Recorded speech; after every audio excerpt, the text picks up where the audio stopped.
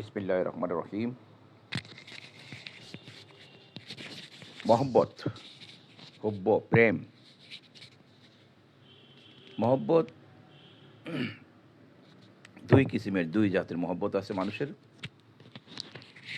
মানুষের না, সাধারণত প্রেম, ভালোবাসা, মহব্বত দুই কিসিমের আছে। একটি হলো মহব্বতের জাতি, আরেকটি হলো সেফাতি।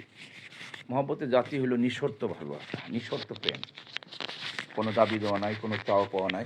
আমার তাকে ভালো লাগে, আমার তাকে তার চাল চলন, কথাবার্তা, আচরণ, ব্যবহার, স্বভাব, চরিত্র, যে কোনো ব্যাপারে তাকে আমার কাছে ভালো লাগে।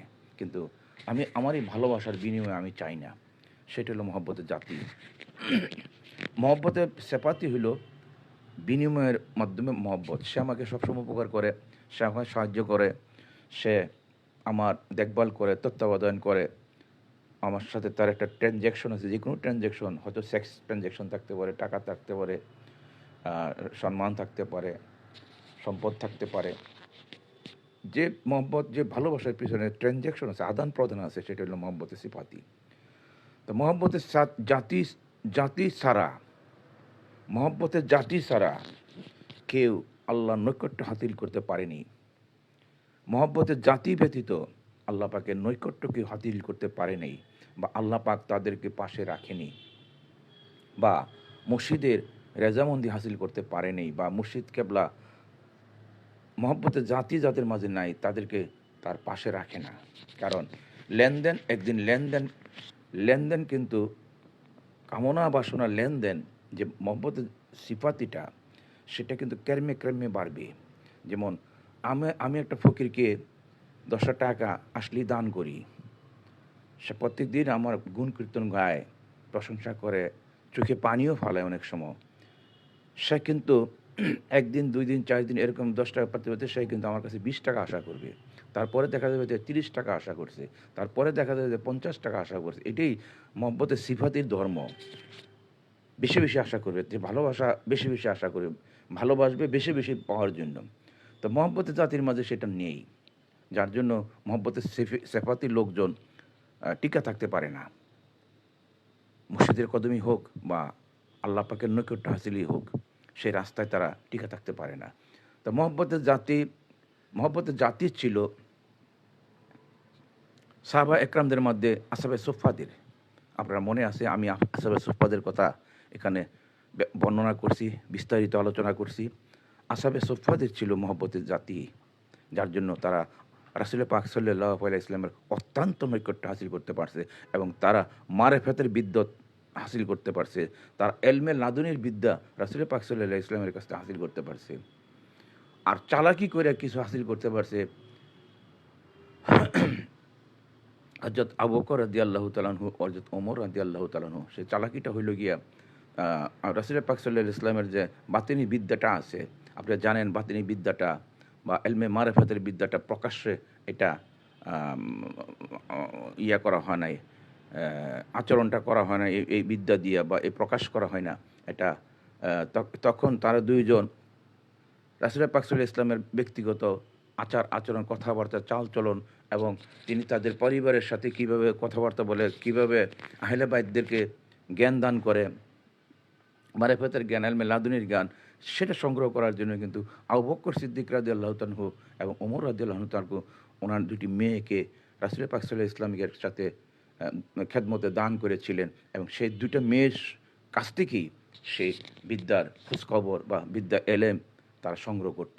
কারণ রাসূল পাক সাল্লাল্লাহু আলাইহি ইসলাম এলমে মারেফাতের বিদ্যা, এলমে লাদুনির বিদ্যা যে আলোচনা করতো, এটা হযরত উসমান এবং আলী, হযরত হাসান, হযরত হোসেন রাদিয়াল্লাহু তাআলা আনহুদের সাথে এই এলমে লাদুনী, এলমে হুজুরির বিদ্যাটা আলোচনা করতেন।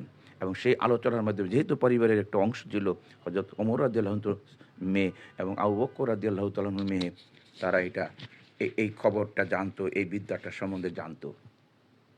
তো এখানে আমি একটি উদাহরণ দিয়ে আজকের লেকটি শেষ করতে চাই। প্রয়োজনে আমি বিকেলে আবার আসবো। কারণ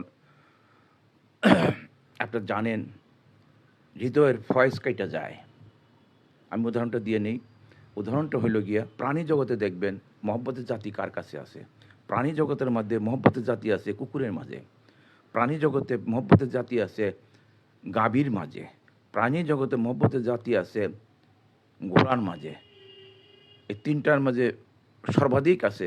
তবে যে সমস্ত পশু পাখিগুলি, যে সমস্ত পশু এবং পাখিগুলি গৃহপালিত, তাদের মাঝে আল্লাহ পাক মহব্বতের জাতি স্বভাবটা দান করেছেন। অতএব আমি আমি আমি আলোচনা সংক্ষেপ করতে চাই, এবং যদি মন চায় তাহলে আমি বিকালে আসবো। সে বিকালে আসাটা বা সন্ধ্যায় আসবো। কারণ আপনি জানেন মানুষের ফায়েজ যে আছে, ফায়েজ অনাবিল আনন্দ, ঐশ্বরিক আনন্দ, ঐশ্বরিক সুখ, বুকের মধ্যে তৃপ্তি, সেটা সেটা চলে যায় বা সেটা ধ্বংস হয় অথবা সেটা ক্ষতিগ্রস্ত হয় একটা মানুষ যখন ভয়ভীতিতে থাকে, তখন কিন্তু ফয়েজটা কাইটা যায়। যেমন বর্তমানে যে পরিস্থিতি, রাজনৈতিক পরিস্থিতি বাংলাদেশের উপরে, এটা কিন্তু লেস এবং মোষ সকলের ভিতরে একটু ভয়ভীতি আছে, যার জন্য এখানে তরিকতের কথা, ধর্মীয় কথা, ফয়েজ থাকবে না। ফয়েজটা ছাড়া থাকবে, কারণ এটা একটা ভয়ভীতির মাঝে। আর ফয়েজ কাটা বহু কারণে পীরের ফয়েজ বা ধর্মের ফয়েজ বা আল্লাহ রসুলের ফয়েজ কেটে যায়। সেটা হইল লোভের বশবর্তী হইলে, নগ্ন নগ্ন চিন্তা ভাবনা করলে, নগ্ন ছবি টবি দেখলে আপনার ফয়েজ কাটবে। এবং মানুষের সাথে ঝগড়া বিবাদ করলে, আপনি যখন যদি কখনও কারোর সাথে ঝগড়া বিবাদ করেন, আপনি দেখবেন 1 দিন 2 দিন 3 দিন আপনার ভিতরে ফয়েজ থাকবে না, অথবা ফয়েজটা চলে গেছে। বা বেহুদা কথাবার্তা বললে, অথবা আপনি মধ্যবিত্ত লোক, আপনি কোনো ধনী লোকের সাথে চলতেছেন, তখন আপনার কাছে পীরের ফয়েজ বা আল্লাহ রসুলের ফয়েজটা কিন্তু আপনার কাছে থাকবে না। হুঁশিয়ার। আপনি পীরের রেজামন্দি হাসিল করতে হইলে আপনাকে মহব্বতের জাতির সাথে আপনার ফায়েজ থাকতে হবে, ফায়েজ আসতে হবে। কিন্তু ফায়েজটা আসবে না এই কি কারণে, যা আমি বর্ণনা করলাম। ভালো থাকেন, সুস্থ থাকেন, পৃথিবী কেয়ামত হয়ে যাক, আপনার বিশ্বাসে আপনি অটল থাকেন। পৃথিবী কেয়ামত হবেই, তাই বলে আত্মহারা হয়ে যান না, উশৃঙ্খল হয়ে যান না। আপনি আপনারভাবে আল্লাহর উপরে বিশ্বাস রেখে আপনারভাবে আপনি অটল থাকেন। যার যার কাজ তাকে করতে দেন। শয়তানের কাজ শয়তানি করবে, মমিনের কাজ মমিন করবে, ফিরিস্তাদের কাজ ফিরিস্তা করবে, আল্লাহর কাজ আল্লাহ করবে, আমার কাজ আমি করব, আপনার কাজ আপনি করবেন। আসসালামু আলাইকুম রহমতুল্লাহ।